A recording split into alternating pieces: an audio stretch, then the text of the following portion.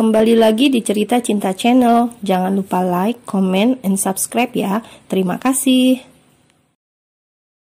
Ini bukan malam yang panas, ini bahkan terlalu dini untuk memulai hal semacam itu. Dan ini masih sangat pagi, tapi mau bagaimana lagi, Daniel sudah menahan terlalu lama. Kalau hamil bagaimana? Dia menatap Daniel di saat-saat genting. Lah, kan ada bapaknya. Daniel yang semula diubun-ubun langsung melempem mendengar pertanyaan dari istrinya. Kuliahku kurang 2 tahun lagi, aku belum siap hamil. Buk, dia mendorong kuat tubuh Daniel yang masih di atasnya. Ya ampun, Daniel mengusap wajahnya kesal. Masa sudah pemanasan tapi nggak jadi, dia keterlaluan. Pakai pengaman kalau mau Dia sudah turun dari ranjang. Ia belum siap hamil. Jiwanya masih jiwa muda, masih ingin main-main. Dia belum siap menjadi seorang ibu.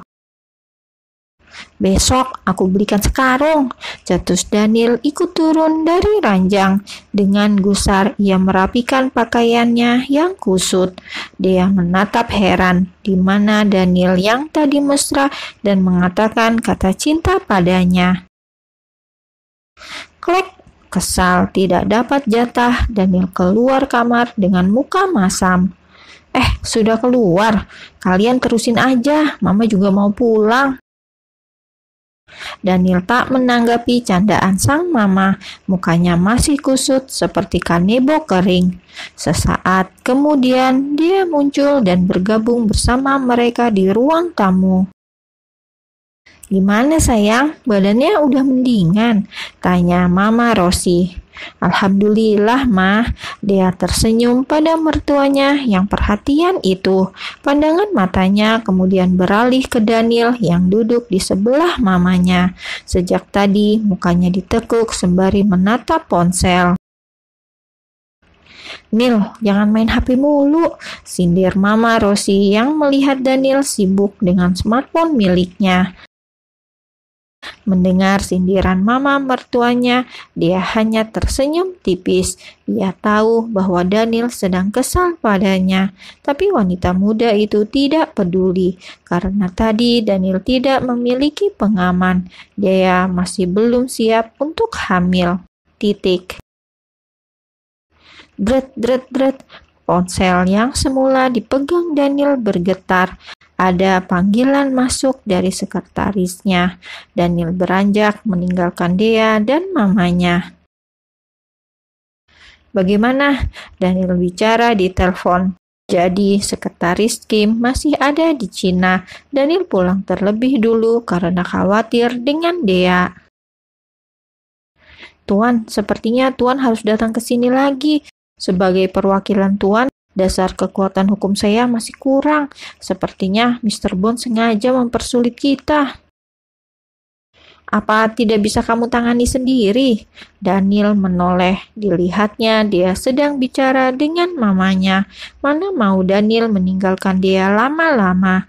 Dia masih punya hutang padanya. Entah hutang apa itu. Tidak bisa, Tuan. Mengurus itu saja tidak becus. Tapi Tuan, masalahnya sudah alasan. Tut. Daniel memutus telepon sepihak.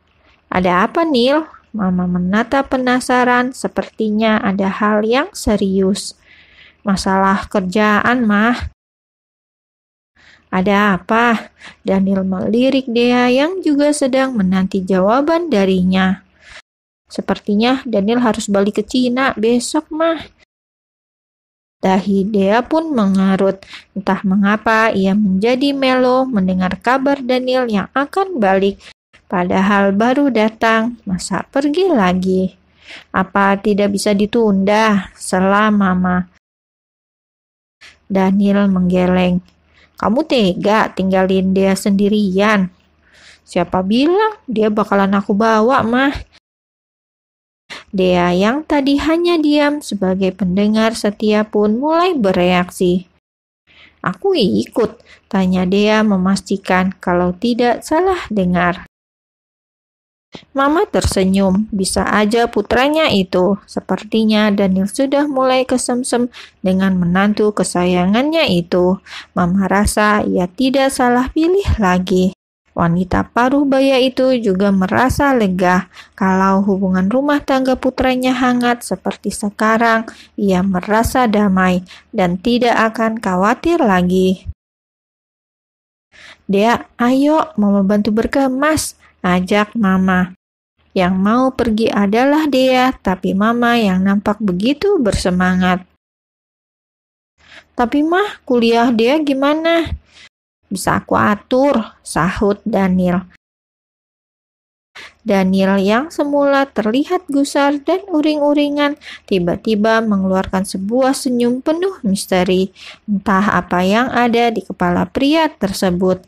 Yang pasti Daniel sudah memiliki sebuah rencana khusus, tidak hanya mengurus pekerjaan. Sepertinya di sana nanti ia juga akan mengurus masalah yang lain.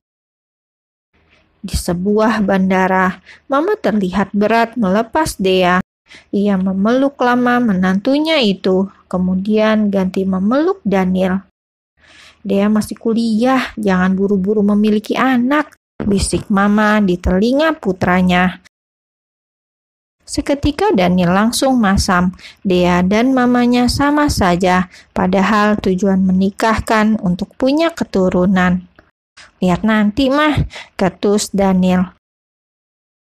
Mama malah tersenyum mendengar jawaban Daniel. Dea dibikin hamil, gak masalah juga. Mama malah senang. Kalian bisik-bisik apa tadi? Tanya Dea saat Mama sudah meninggalkan keduanya. Bukan apa-apa, ayo nanti kita terlambat. Burung baja itu dengan gagah membelah angkasa raya, terbang dari negara satu ke negara yang lainnya. China Airport. Sekretaris Kim langsung menghampiri Daniel dan Dea begitu melihat keduanya sudah tiba. Selamat datang Tuan, sapa Kim ramah. Daniel hanya mengangguk, kemudian menggandeng tangan Dea. Ia membiarkan Kim membawa tas koper miliknya. Mata Kim tidak sengaja menangkap pemandangan itu. Sepertinya mereka lagi hangat-hangatnya, pikir Kim yang melihat bosnya bergandengan. Sudah mirip orang mau nyebrang saja. Kim, berhenti di sana sebentar. Daniel menyuruh sekretarisnya menghentikan mobil saat melihat ada swalayan di depannya. Tuan butuh apa? Biar saya carikan, tawar Kim. Daniel langsung menggeleng. Tidak, aku beli sendiri. Daniel kemudian berbisik ke telinga Dea. Ikut denganku. Dea menatap heran, masa ke swalayan minta ditemani. Sama sekretaris Kim aja. Gak bisa, harus kamu sendiri. Lah, Dea makin tidak mengerti. Karena Daniel langsung meraih tangannya, Dea akhirnya ikut begitu saja, meninggalkan sekretaris Kim di dalam mobil sendirian. Kalian mencurigakan, gumam Kim. Di dalam swalayan, suasana terlihat sangat ramai. Daniel terlihat ragu saat akan mengambil sebuah barang. Kamu suka rasa apa? Muka Dea langsung memerah. Daniel benar-benar niat banget. Pria itu sukses membuat Dea mati kutu dan menahan malu.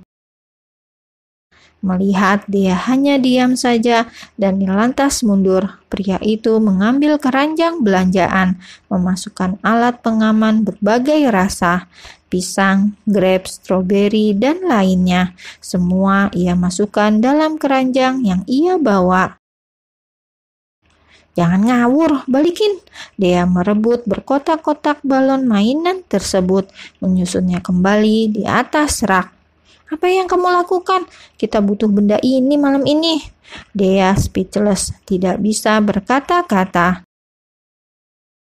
Tapi jangan diborong semua. Gak apa-apa, buat persediaan, jawab Daniel dengan enteng. Astaga, mesum sekali. Mesum, yang benar saja. Aku hanya mau melakukannya dengan istriku sendiri. Mana letak mesumnya? Memborong semua ini sudah dapat menjelaskan semuanya. Daniel mendesis kesal. Ya udah, satu aja, rasa pisang ya. Terserah, dia memilih keluar lebih dulu. Rasanya malu menemani Daniel membeli alat pengaman tersebut. Mana Tuan, Non? Ada, tuh lagi bayar. Maaf, Non, memangnya Tuan Daniel membeli apa?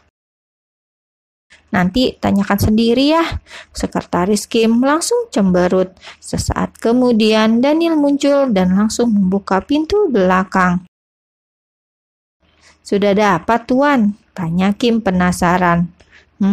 Sekretaris Kim yang penasaran. Ia mencoba mengintip lewat spion dalam. Dilihatnya sebuah kantong bening yang dipegang Daniel. Ia mendesis dalam hati. Daripada perjalanan bisnis ini seperti bulan madu untuk pengantin baru tersebut.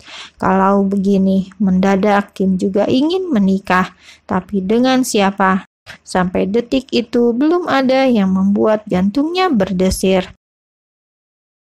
Tanpa sadar, mobil mereka sampai di depan sebuah hotel bintang 5 di tengah kota. Kim, aku mau istirahat. Tolong jangan ganggu sampai kuhubungi.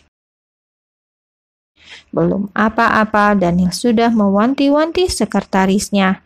Sekretaris Kim hanya bisa tersenyum kecut.